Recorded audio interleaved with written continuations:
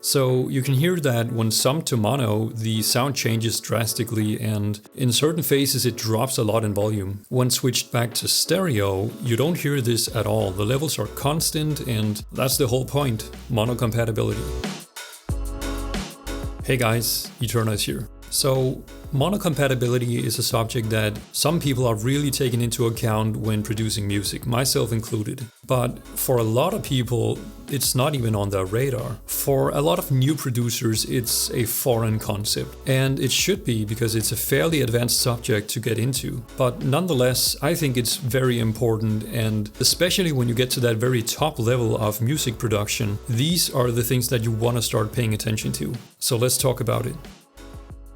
Really quick, just so that everybody can follow along this video, what is monocompatibility? It's the concept of turning music or musical elements into a mono signal and seeing what happens to it. If the signal stays consistent when turned into mono, without any significant changes in the quality or drop in volume, it's very monocompatible. On the other hand, if it does change to a lesser quality, or maybe it drops in volume or completely fades away, it's mono-incompatible. Now, the reason it's important for music to be mono-compatible is that not every listening environment outputs sounds in stereo signal. Some examples are radios, mobile devices, simple sound systems like Bluetooth speakers and smart speakers. So the point of monocompatibility is that you want a uniform listening experience no matter the listening environment of the consumer, right? Whether the playback is through your phone or through a couple of hi-fi speakers, you should be able to hear all the elements clearly without any of them changing or fading away.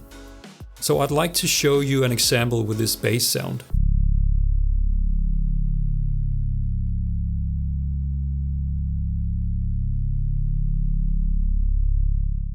When this sound is played in full stereo, everything sounds great. It's nice and wide, it's 100% consistent, just as we want in the low end. It's a full bass sound. But look what happens when we sum it to mono.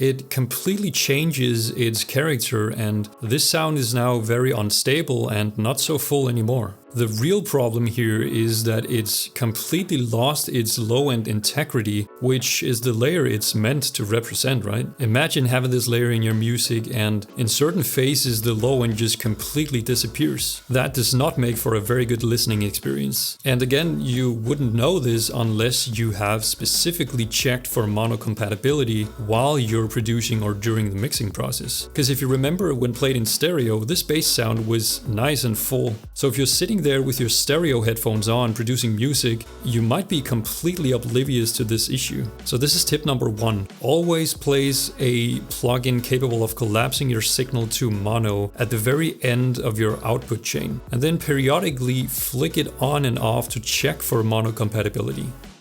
Hey guys, real quick, I'm gonna ask for a small favor. I am fully committed to keep sharing my knowledge with you with these videos, and if you share my enthusiasm for hardstyle, I would really appreciate it if you would hit that like button and also comment down below so that the YouTube algorithm can get this out to the people with our shared interest. Thank you so much, and back to the video. So let's say you want to run with this bass sound. What are some possible fixes to this layer to help make it more monocompatible?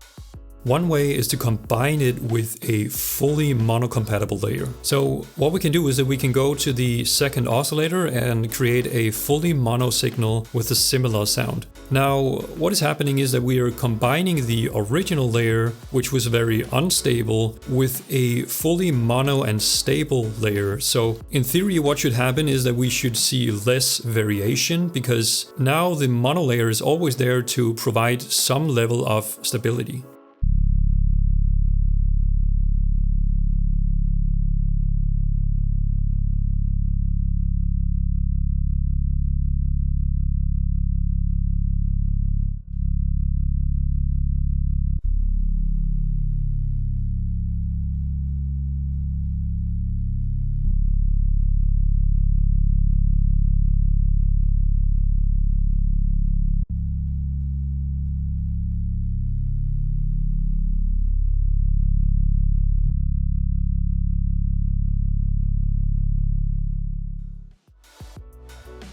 Another potential fix is to add more instances. This can be done in the synth by activating more oscillators,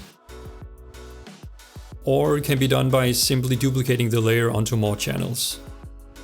So what this does is really the concept of chance, okay? More instances means more oscillators. And if we have more oscillators, the chances of them all aligning and creating this dip in the lower frequencies is getting smaller and smaller with more oscillators. So with one oscillator, it's just a matter of time, right? We know it's gonna happen. But with more oscillators carrying the load, the likelihood of this dip ever happening is significantly reduced. Now, we are still talking about probability here, so it's not a bulletproof fix, but it's still better than the alternative. Let's take a listen to the example.